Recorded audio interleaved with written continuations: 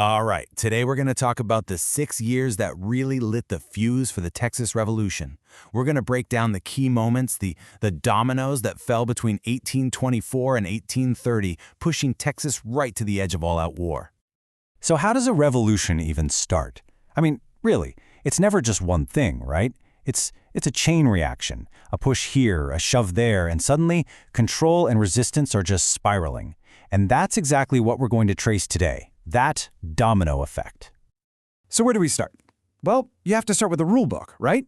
And that was the Mexican Constitution of 1824. Mexico had just won its independence from Spain, and they needed to set up a government. Texas, of course, was part of this new nation, and for the American settlers pouring in, this new constitution, it looked kind of familiar. But, and this is a big but, only on the surface. I mean, you look at it and you see three branches of government, a president, a Congress. It seems familiar, but the devil is in the details. First off, Catholicism was the official state religion. Now, for Mexico, this made total sense. It was central to their national identity. But for the Protestant settlers coming from the U.S., that was a huge cultural wall. Then you've got the president being elected by state legislatures, not by a popular vote. And maybe the biggest kicker of all, the Anglo-Texans had zero say in creating this constitution. So right from the get-go, you've got this feeling of disconnect. They were living under rules they had absolutely no part in making. Well, that hidden friction didn't stay hidden for long. It produced its very first spark in 1826.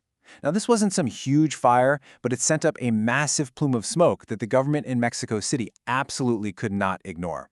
We're talking about the Fredonian Rebellion. It all started with this guy, an impresario named Hayden Edwards. An impresario was basically a land agent. So after a bunch of drama over land titles and a local election, the Mexican government just straight up revoked his contract. Edwards' response? He wasn't just going to pack up and leave. No, he decided to create his own country. Edwards and maybe 30 other guys took over the old stone fort there in Nacogdoches. They even raised a new flag for their Republic of Fredonia. But honestly, this thing was doomed from the start. Nobody really supported them. In fact, and this is wild, another really famous impresario, Stephen F. Austin, actually sent his own militia to help the Mexican army shut it down. So yeah, within a few weeks, it was totally over. So here's the key takeaway. While the rebellion itself was tiny, kind of pathetic even, its impact was huge. For the folks in Mexico City, this was their worst nightmare come true. It confirmed their deepest fear, that the American settlers weren't there to become loyal Mexican citizens. They were there to break away and take the land for themselves. Okay, so the government is seriously spooked by this Fredonian thing.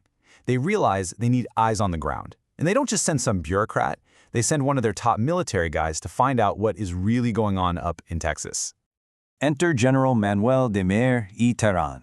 This guy was the real deal. A soldier, a scientist, a top-tier intellectual.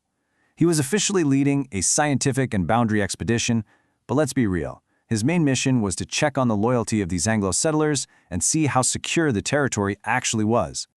And what he found? Well, it was way worse than they thought. His official report basically read like a 5-alarm fire.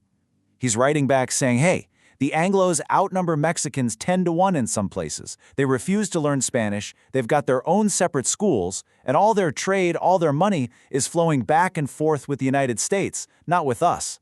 He saw a cultural wall being built, brick by brick.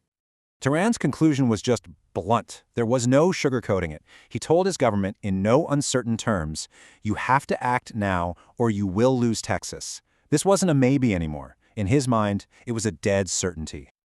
You better believe the Mexican government heard that warning loud and clear. And their response? It wasn't a quiet discussion. It was a hammer blow. It was a law designed to slam the brakes on the Americanization of Texas, and fast. And here it is, the Law of April 1630. This law took all of Terán's recommendations and turned them into policy. The whole point was to shut the door on U.S. influence and prove that Mexico was still in charge of its northern lands.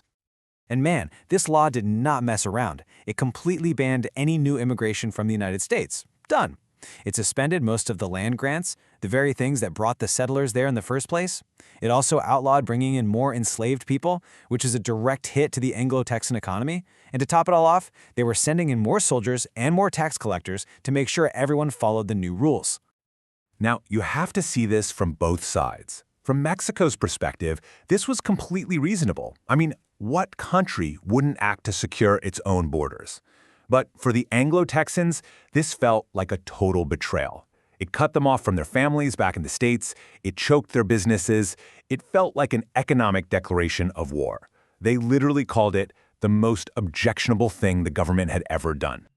You know, to really get how big of a deal this was, historians often compare it to the Stamp Act. You remember that from U.S. history, right? The tax that got the American colonies all fired up against Great Britain? Well, the law of April 6, 1830 had a very similar effect on the Texas settlers. It was a wake-up call that shook even the most moderate people, like Stephen F. Austin. Okay, so we've looked at all the individual pieces. Let's step back for a second and see how they all connect, how one event just knocks over the next, creating this clear path, not towards unity, but towards conflict. Just look at this sequence. It's a perfect chain reaction. The 1824 Constitution makes settlers feel like outsiders. That feeling helps fuel the Fredonian Rebellion. The rebellion completely freaks out the Mexican government. That fear leads him to send Mirya Turan. His scary report directly leads to the law of April 6, 1830. See? Each step is a direct reaction to the one that came before it. And that's really the heart of it all. This wasn't about one bad guy or one single bad decision. It was a 6-year cycle of action and reaction. Mexico tries to tighten control, the settlers resist. So Mexico tightens control even more, and the resistance just gets stronger.